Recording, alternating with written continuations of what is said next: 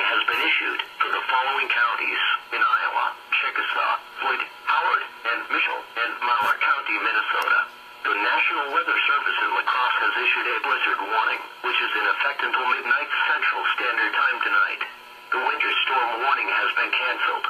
Blizzard conditions are occurring with winds gusting into the 50 to 60 miles per hour range and visibilities down to zero. Numerous roads, particularly in the rural areas, have become impassable with snow plows no longer plowing until the winds diminish.